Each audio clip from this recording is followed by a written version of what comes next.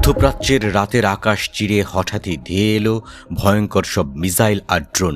মুহূর্তের মধ্যে থমকে গেল সবকিছু। কেঁপে উঠল কুয়েতের মাটি। ঘটনার সূত্রে জানা গেছে, কুয়েতে মার্কিন সেনাবাহিনীর গ্রাউন্ড ফোর্সেস কমান্ডের হেডকোয়ার্টারে এক বড় ধরনের হামলা চালিয়েছে প্রতিরোধ যোদ্ধারা। স্থানীয় সময় ঠিক সন্ধ্যা 7টায় এই আকস্মিক আঘাত হানা হয়, যা মুহূর্তেই এক ধ্বংসস্তূপে পরিণত করে মার্কিন কমান্ড বিল্ডিংটিকে। ইরান ও ইরাকের সীমান্তবর্তী শাফালামচেহ ক্রসিংয়ে এক মার্কিন ক্ষেপণাস্ত্র হামলায় শহীদ হন 2 সাধারণ নাগরিক এবং আহত হন আরও 11 জন। তাদের রক্তের বদলা নিতেই এই হামলা।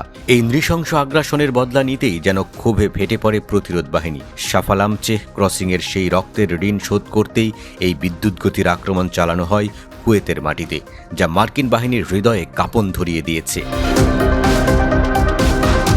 অন্যদিকে এই হামলার পরপরই কুয়েতের একটি পাওয়ার স্টেশনে ইরান থেকে হামলা চালানো হয়েছে বলে আন্তর্জাতিক গণমাধ্যমে কিছু খবর ছড়িয়ে পড়ে। তবে এই খবরকে সম্পূর্ণ ভিত্তিহীন ও বানোয়াট বলে উড়িয়ে দিয়েছে তেহরান।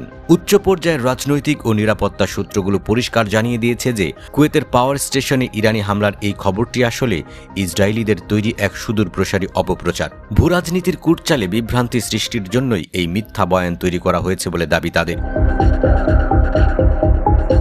এদিকে ইরান জানিয়েছে, তাদের অপারেশন নাসর 2 এর 26তম ঢেউয়ের অংশ হিসেবে কুয়েতের আর উদেইদ ক্যাম্পে মার্কিন ইলেকট্রনিক ওয়ারফেয়ার ইউনিট পুরোপুরি ধ্বংস করে দেওয়া হয়েছে।